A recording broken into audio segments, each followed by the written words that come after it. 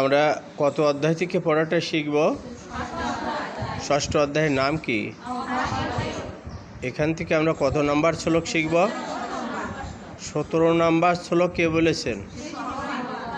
আমরা শব্দগুলো জেনে নিই। ইয়ুক্ত আহার বিহারস্য ইয়ুক্ত শ্রেষ্ঠস্য কর্মছ ইয়ুক্ত স্বপ্ন অববোধস্য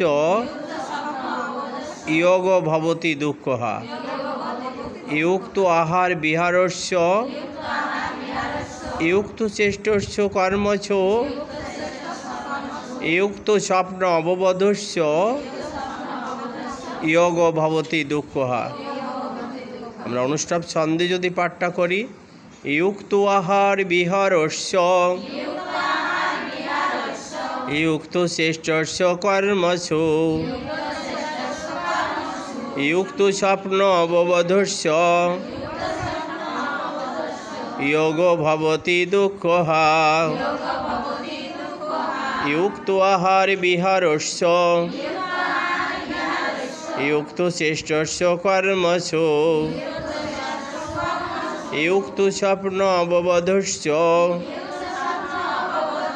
যোগ ভবতি দুঃখহা।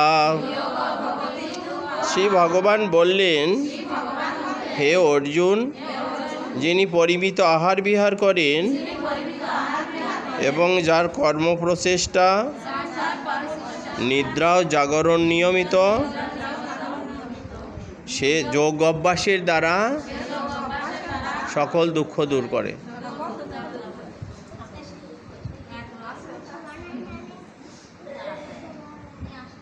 সবাইকে নমস্কার। ওম নমো ভগবতে বাসুদেবায়। শ্রীমদ্ ভগবদ্ গীতা ষষ্ঠ অধ্যায় অভ্যাস যোগ। শ্রী ভগবান উবাস 17 নম্বর।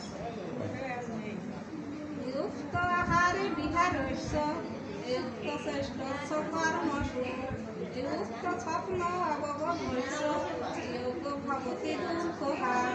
শ্রী ভগবান বললেন, হে অর্জুন, যিনি পরিমিত আহার বিহার করেন, পরিমিত প্রবাস করেন এবং যাহার নিদ্রা ও জাগরণ নিয়মিত, তিনি এই জড়জাগতিক রোগ অভ্যাসের দ্বারা জড়জাগতিক দুঃখের নিবৃত্তি সাধন করতে পারেন।